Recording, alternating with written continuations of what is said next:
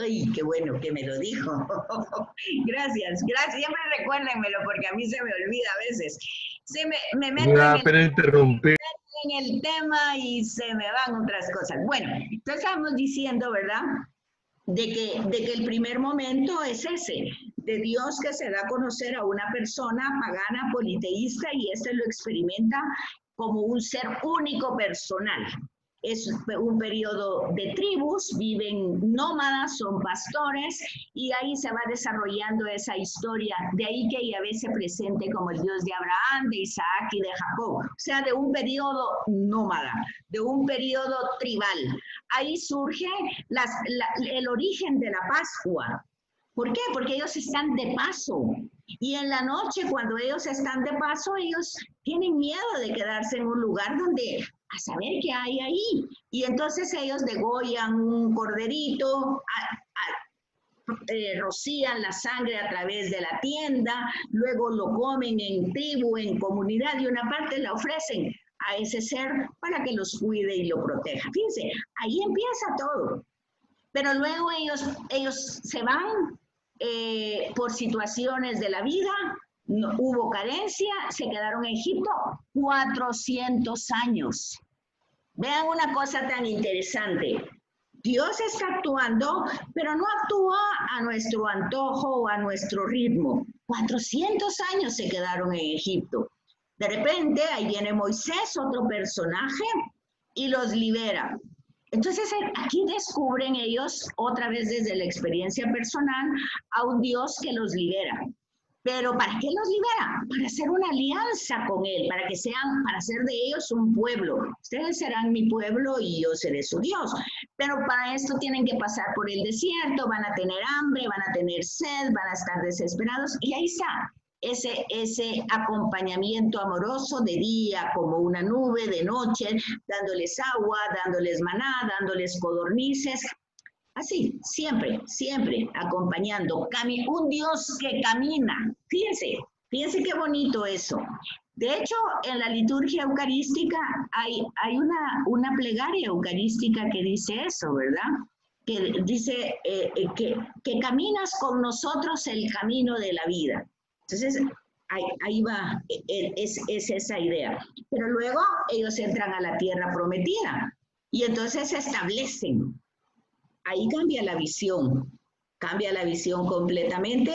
Moisés muere, se queda Josué muere, batalla para entrar a la tierra, la poseen y ya se quedan establecidos en Canaán. ¿Ok? ¿Qué pasa entonces? Hay que gobernar, tienen a los jueces, aquí la corrupción existe desde aquel tiempo, así es que no hay que asustarse tanto, ha existido siempre. Los jueces, el último juez fue Samuel. Y aquí es donde empieza nuestra historia de nuestro curso, profetas. Porque viene el pueblo y dice a Samuel, nosotros queremos ser como las demás naciones y tener un rey. Y Samuel dice, no, ¿cómo va a ser eso? Si es que nosotros ya tenemos un rey. Dios nos ha creado, pero el pueblo quiere un rey como todas las naciones, alguien visible. Y entonces ahí van a encontrar ustedes, oigan esto, por favor. La definición de lo que es un profeta. Un profeta no es un adivino, no es un visionario, aunque va a veces a hablar a través de visiones y a través de signos, pero básicamente lo fundamental de un profeta es el diálogo amistoso, la relación íntima que tienen con Dios, con ese ser. Entonces van a encontrar ustedes que Samuel le dice a Dios, mira, tu pueblo quiere un rey. Y miren la respuesta tan linda que da Dios a Samuel, que le dice, dales el rey. Ellos no te están rechazando a ti, me están rechazando a mí. Y entonces que vivan como viven los otros países y eso es lo que... Pero vean qué cosa más bonita que está ahí. Ese es el hilo conductor. Vean en esa frase, no te están rechazando a ti, me están rechazando a mí. Bueno, entonces, este es el inicio de la profecía, del profeta. El profeta surge junto con la monarquía. Son dos caminos paralelos. ¿Por qué? Porque el rey va a ser ungido siempre por un profeta. Y el rey nunca va a ser como todas las naciones, va a ser solo el administrador al servicio del pueblo. Y el profeta es el que va a estar echando ojo de que el administrador haga las cosas bien. Ahí es donde ustedes van a encontrar muchas historias en el libro de los reyes, en el libro de las crónicas, en el primero y segundo Samuel, primero y segundo Reyes, primero y segundo Crónicas. Van a encontrar ustedes muchos temas. Van a encontrar el profeta Elías, van a encontrar a Eliseo, van a encontrar a Natán, a otros nombres. Esos profetas no los vamos a estudiar porque no tienen literatura. Vamos a estudiar profetas mayores y menores que tienen literatura, es decir, que tienen un libro. Elías, Moisés, Abraham, que en algún momento van a ser llamados también profeta. ¿Pero por qué van a ser llamados profeta? Ya se los acabo de decir. ¿Por qué? ¿Por qué? ¿Por qué? Se comunica con Dios. Íntimamente. Abraham es su amigo, acuérdense ustedes. Y si hubieran 50, y si hubieran 40, cuando iba a destruir Sodoma y Gomorra. Y cuando Moisés quiebra las tablas porque el pueblo había hecho un bacanal y vuelve a subir al monte Sinaí, le dice, primero le dice Dios, baja, porque este pueblo tuyo ya está haciendo desastres ahí abajo. Entonces él baja y luego regresa y sí que, como diría el Chavo del 8, con la cola, ¿verdad? Entre las piernas, y dice, mira lo que hizo el pueblo. Y él dando la cara, ¿verdad? Por ese pueblo y lidiando con él. Por eso también Pablo, fíjense ustedes en la lectura del domingo de la misa, ¿qué es lo que dice Pablo? Yo renunciaría incluso a la salvación personal si este pueblo se salvara. ¿Se fijan ustedes? El profeta es el que, no es tanto el visionario, el que tiene vidente o que adivina, no tiene ese sentido. Es una relación íntima. Y aquí tenemos entonces ese hilo conductor que va a presentar al máximo profeta de los profetas, Jesús de Nazaret. Porque si todos los demás fueron íntimos amigos, ya imagínense ustedes, Jesús de Nazaret, este es mi hijo muy amado, el Padre diciendo, ¿verdad? Entonces ahí ya, yo creo que ya se terminó el curso porque ya les di todo el chat, ya les di toda la clave de lectura. Pero fíjense que ahí está el hilo conductor, ¿se fijan? Eso es lo que tenemos que encontrar en los profetas. Esa amistad, ese a veces resistirse. Porque no pueden. Vemos a Elías que intentó poner, porque aquí va, ¿qué pasó con los reyes? Bueno, primero Saúl, que fue el primer rey que lo ungió Samuel, vemos a Saúl que era era un tipo bueno y todo lo demás, pero resulta que los grandes enemigos de Israel eran los filisteos. Y entonces viene y en el momento, pues, había un grandotote ahí que dijo un día, ¿para qué vamos a echar todos a pelearnos? No, mándenme a uno que venga a matarme. Era Goliat. Y ya con ese, si me matan, ustedes ganan. Y ahí miran a ustedes a ese muchachito con su onda y blungún, lo bota, ¿verdad? Y entonces la gente del pueblo empezó a decir, ay, Saúl mató a 100, pero David a 100,000. Bueno, y total que empezaron a alabar, y aquel se va poniendo verde morado de todos los colores, y no porque sea arcoíris, sino porque era de la pura rabia, y esa rabia fue sacando grandes, que dijera yo, sentimientos terribles de querer matar, de querer destruir a David. Bueno, todos los sentimientos afloraron negativamente por la envidia. David después fue el rey, excelente también, le dio el lugar a Dios, él era muy dedicado, pero resulta que era tan inteligente que logró establecer las tribus y darle a cada una un territorio, las confederó. En su época hubo riqueza, ¿saben? En la época de David fue cuando se empezó a poner por escrito esas tradiciones orales que habían. ¿Por qué?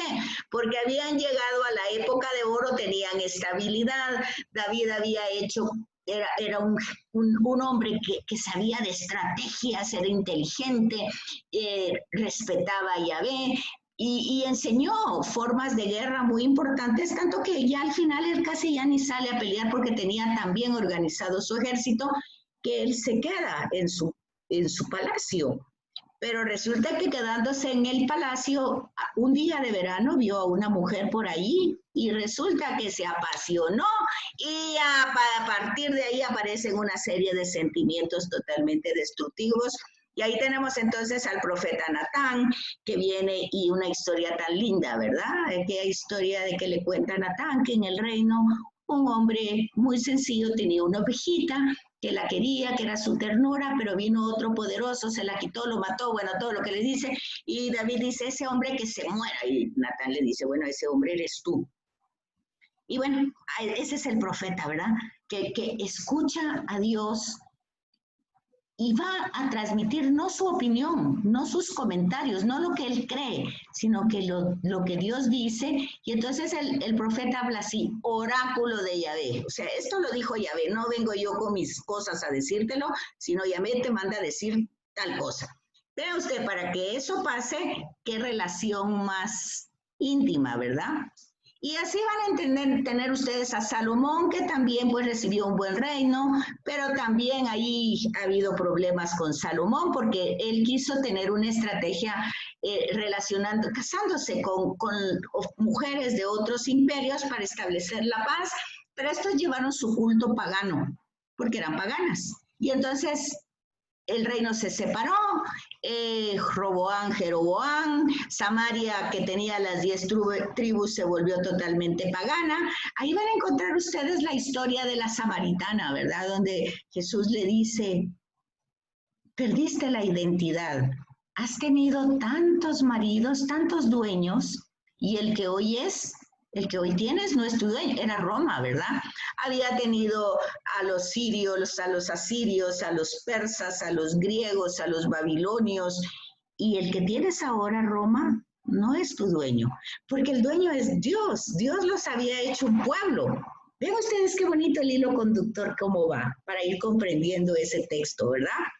Entonces, a veces decir al texto cosas que el texto no es que esté diciendo eso, pero eso está en notas de pie de página y está en comentarios bíblicos. No son opiniones mías tampoco. Eso lo encuentran ustedes, si lo buscan, lo encuentran en el texto. Entonces, después se fueron al exilio, se perdió todo. Y entonces, en todo este momento, desde Roboán hasta el exilio, ahí es donde, esa es la parte que nos toca a nosotros estudiar. Cada profeta, ya sea en el norte o en el sur, norte Samaria, sur Judea, haciéndole conciencia al rey de volver a Yahvé, de volver al camino que él había hecho, de volver a la alianza, de no hacer alianzas con los otros imperios. Y no hicimos caso nunca, no hicimos caso. Entonces, ya las lecturas ahorita que tuvimos la semana pasada de Ezequiel eran para disfrutarlas, porque era como Ezequiel, Dios le decía, bueno, anda y haz esto, así como tú vas a salir de noche, sal y te vistes como que te vas al destierro. ¿Se fijan ustedes? Eso se lo está diciendo en forma simbólica, pero eso es lo que va a pasar. Eso es lo que va a pasar. Y no es porque sea un visionario, sino porque Dios le está diciendo cómo es que van a suceder las cosas para que cambien, igual que Jesús, que dice las cosas, pero que igual preferimos matarlo. Ya Jesús, cuando va camino a Jerusalén, llora y dice, Jerusalén, Jerusalén, que matas a tus profetas, o sea, los amigos de Dios, ¿verdad? Que los matas. ¿Cuántas veces quise cobijarte como una gallina? Miren ustedes esa figura de ternura bajo las alas, pero tú no has querido. Y eso hasta el día de hoy, eso hasta el día de hoy. Entonces, eso es lo que vamos a estudiar. Los profetas del norte, los profetas del sur, haciendo todo ese esfuerzo para que el rey encauce. ¿Por qué? Porque el rey era el administrador. Y si él administra mal, pues ya imagínense ustedes, el pueblo está todo patas arriba. ¿Cómo vamos hasta aquí? ¿Van más perdidos? ¿Vamos en la línea? ¿Ya los confundí? Díganme. Vamos muy bien. ¿Vamos bien? ¿Van de acuerdo a lo que... Vamos bien. Todo muy claro, gracias. Está claro, muy bien. Quiere decir que más o menos ustedes están en sintonía, eso es lo que habían captado en los textos, en los cursos anteriores. Hay un sacerdote en YouTube, un dominico, no sé si ustedes lo han oído. Eso les puede, no, esto no forma parte ni del curso, ni tampoco le estoy diciendo, es una sugerencia. Es Fray Nelson Medina. Fray Nelson Medina tiene un retiro de 16 videos de YouTube. Pero ahorita les voy a decir cómo se llama. Esos 16 videos tienen que ver con las profecías y él más o menos lo explica. Él es un gran didáctico. Él explica muy bien las cosas, pero sus videos son largos, duran a veces una hora. Vocación profética se llama. Es un retiro de 16 videos. Fray Nelson Medina. No, si les sirve, no necesariamente para el trimestre, más adelante en la vida, lo que sea, ustedes quieren enriquecer el tema, lo van a tener espléndidamente explicado por él. Espléndidamente. Son 16 horas, o un poquito más, ¿verdad? Betsy, disculpe. ¿Qué manda? Betsy. Manda. Dice que parece que se salió Laura. Está pidiendo que si la incluye ahorita, se la deja entrar. ¿Ya entró? Yo la tengo aquí. Es que se había salido. Quiero ver. Yo creo que la saca. No, aquí está Laura Gómez, aquí está. Yo la tengo aquí. Se salió.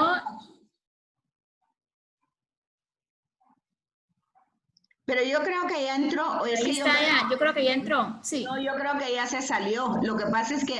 no, aquí está. Lo que pasa es que ese es otro problema. ¿Estás ahí, Laura? Sí, ahí está. Yo creo que ahí está, sí. Yo creo que a veces también es un problema que hay en algún internet que el mismo internet los saca y hay que volver a entrar y todo, pero yo aquí en la pantalla me sale cuando están pidiendo admisión, entonces yo las dejo entrar y bueno, ahí vamos. Sí, yo creo que ya entró, ahí está, sí. Bueno, entonces, preguntas, dudas, ¿cómo vamos? ¿No hay ninguna pregunta? Solo es que la interrumpí, pero usted estaba diciendo acerca del dominico, ¿verdad? Que sí nos serviría ver esos videos. Fray Nelson Medina, en YouTube. Entonces él tiene un retiro que se llama Vocación Profética. Entonces él va dando, es un retiro a unas religiosas, pero es bonito. A mí me gusta, yo lo escucho muchas veces porque él tiene muchos temas y como les digo, él es catedrático en la Universidad de Colombia y es como dominico, es predicador y es formador también.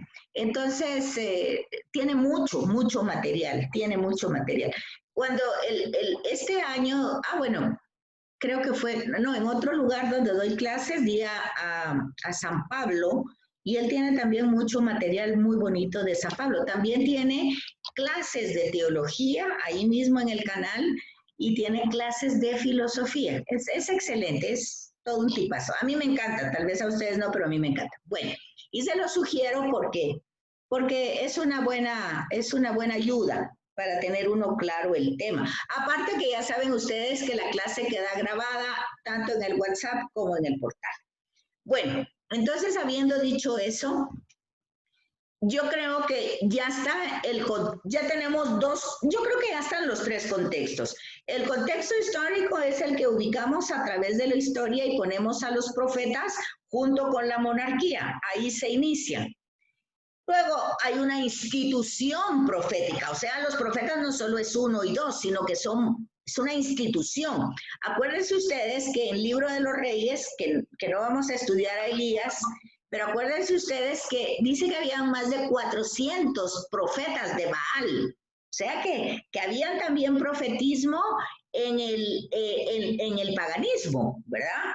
Y entonces es donde vamos a encontrar falsos profetas. ¿Quiénes eran los falsos profetas? Pues aquellos que iban a endulzarle el oído al rey. Si no, mira, no les hagas caso a este Jeremías que está diciéndote solo cosas deprimentes y no, tú ten más confianza. Bueno, esos eran los falsos profetas. Ahí tenemos entonces, por ejemplo, Elías, que llega un momento, porque ya les conté el contexto histórico, se separan los reinos y Samaria se queda, pues básicamente siendo idólatra. Entonces todos los Baales, todos los profetas de Baal están ahí. Entonces ya Elías, así como ya molesto con el pueblo, dice, bueno, vamos a tomar una decisión. Si Yahvé es el Dios de Israel, vamos a darle culto. Ya eso Josué ya lo había dicho anteriormente, cuando pasan el Jordán. Los que quieran seguir a Yahvé ahora que vamos a entrar a la tierra, porque Él nos prometió que vengan conmigo, y los que no, bueno, que se vayan, ¿verdad? Y ya Josué había dicho eso en la entrada de la tierra prometida, porque entraron a una tierra fértil, pero una tierra que emana miel y leche, pero pagana, porque entonces ahí se daban los ritos de la fertilidad, ¿verdad? Y estos ritos pues eran orgías, y entonces ahí habían sacerdotisas que se llamaban hieródulas. Eran sacerdotisas sagradas porque se trataba de que fuera fértil la tierra, que fueran fértiles los animales, que fuera la fertilidad. Esa era la gran riqueza, ¿verdad? Entonces, esa era la mentalidad atrayente para Israel que va entrando ahí, ¿verdad? Le atrae. Como que todo lo que está prohibido para ellos estos, y miren qué bien les va porque qué tierra más buena, qué cultivo más grandes, qué animales tan buenos. Entonces ellos, y en cambio Yahvé nos ha traído por el desierto ahí sin comida y apenas y todo. Yahvé como más, funcionaban a veces mejor los Baales, según ellos, ¿verdad? Hoy también estamos así con la idolatría. A veces pensamos pues que la riqueza es la que nos ubica y nos da seguridad y nos da tanta cosa, pero ya vieron que no es así. Entonces, todo eso así ha pasado siempre. Entonces llega un momento en que eso es cuando Elías en el Monte Carmelo pone aquel fuego, ¿verdad? Que pone un altar y lo llena de agua, Y luego, bueno, y dice, bueno, hagan ustedes eso y pídanle a Baal que saque fuego de este altar. Y entonces ahí tenemos toda la práctica profética pagana. Se golpeaban, entraban en éxtasis, muchas cosas hacían, pero no pasaba nada. En cambio, aquí viene la intimidad del profeta con Yahvé, ¿verdad? Ahí habla y blum, blum. Ahí viene el fuego en el agua y ahí se enciende la gran llama, ¿verdad? Y después, ¿qué pasa? Pues que pasa que Elías le quita la cabeza a todos los profetas falsos, más de 400. Imagínense ustedes qué matazón la que hizo ahí. Pero eso tuvo sus consecuencias porque Jezabel, que era la esposa de Ahab, que era el rey, pero que gobernaba prácticamente ella, eso ya lo tuvimos nosotros aquí en el gobierno, ¿verdad? Mujeres esposas que gobiernan, bueno, ya podemos entender eso. Entonces empiezan a perseguir a Elías y es cuando él va huyendo porque lo van a matar. Y es ese encuentro en el monte Horeb donde él encuentra a Yahvé, a pesar de que por el celo de Yahvé, él había pues matado a gente. Pero entonces vemos que ese va a ser el problema que va a existir en Israel siempre. Y yo creo que hay otro tema importante en los textos bíblicos y que Israel es la personificación de cada uno de nosotros. O sea, de alguna manera nosotros somos esa cabeza dura que no escatimamos, que no entendemos, que siempre creemos que tenemos la razón y bueno, y ahí vamos con Dios a veces y a veces no. Todo eso Israel lo hizo Y cuando nosotros leemos que ese es el hilo conductor, casi es una radiografía de cada uno de nosotros, casi es así. Porque al final de cuentas eso es la humanidad y nosotros no somos ajenos a la humanidad. Entonces, si algo nos caracteriza y hoy nos damos cuenta con la pandemia, es que somos todos vulnerables. Y entonces esa vulnerabilidad, que es muy humana, y entonces hoy nos damos cuenta de eso con mucha facilidad. Y hoy lo tenemos claro, pero no tengan pena que cuando se supere esta pandemia se nos va a olvidar y volvemos otra vez a lo mismo, porque así somos los seres humanos. En un momentito, pues sí, nos damos cuenta y después como que se nos olvida y otra vez a lo mismo. Bueno, la gran paciencia de Dios, ¿verdad? Y la gran voluntad de Él, que todos regresemos a Él, porque la salvación es eso, que regresemos a Él. Eso decía Pablo el domingo, decía, si yo pues renunciaría a cualquier cosa hasta el Señor con tal que mi pueblo se convierta y cambie y se salve. Pero no quiso, ¿verdad? Entonces, todo eso es lo que nosotros vamos a ir viendo ya con cada profeta. Entonces, aquí tenemos en las primeras páginas, en este librito que yo voy a ir siguiendo, pero como les repito, si ustedes lo quieren tener, muy bien. Yo se los doy o ya le paso el teléfono de Carolina. Y entonces tenemos la introducción, que es lo que intenté sintetizar rápidamente. Y luego vamos a empezar cada lunes con un profeta y otro tal vez, porque es mucho lo que hay que trabajar. Y ustedes van a ir adelantando. Pues aquí la introducción estaba de la página 20 a la página 60. Fue lo que hoy más o menos quise introducirle. Y ya luego tenemos entonces el primer profeta que vamos a ver la semana entrante, primero Dios, será Amós y Oseas, si nos da tiempo. Amós y Oseas. Y entonces, lo que les dije, su contexto histórico-social, el libro lo tiene, pero también lo tiene la introducción a la Biblia.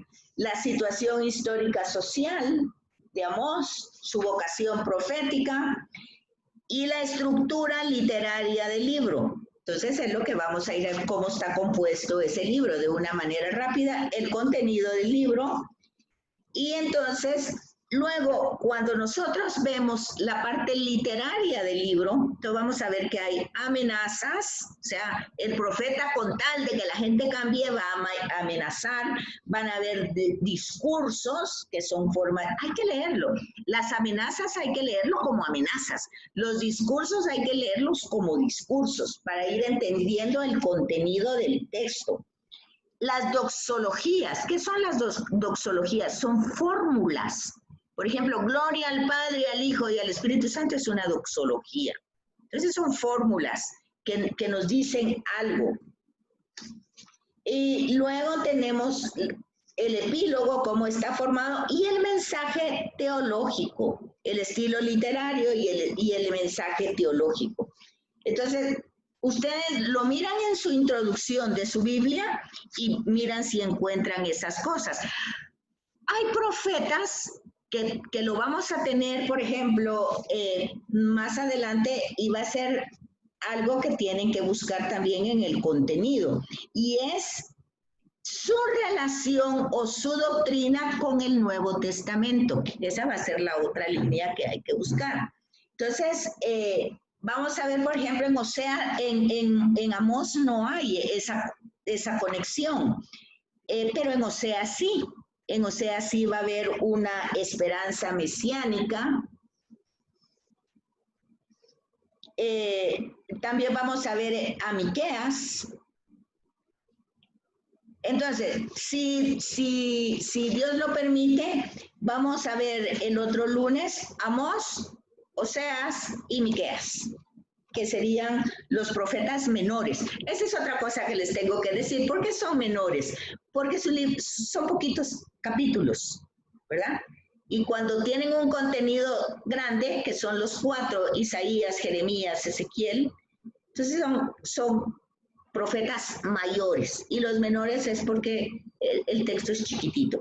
Eso también ya quedó claro, que cada uno de estos es un libro, ¿verdad? Aunque sea chiquitito, aunque tenga poquitos capítulos. Es un libro y está escrito en qué idioma, en qué época, por qué razón y qué mensaje. Nos quedan 3 minutos. ¿Qué vamos a hacer? ¿Nos vamos a conectar otra vez? ¿Cómo estamos de tiempo? ¿Cómo están?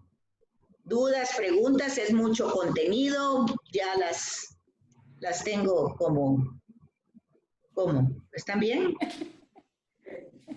Está bien. Estamos bien. Sí, interesante. ¿Se van a volver a conectar o cómo? Son las... No han dicho nada de la otra clase. Son las 7:12.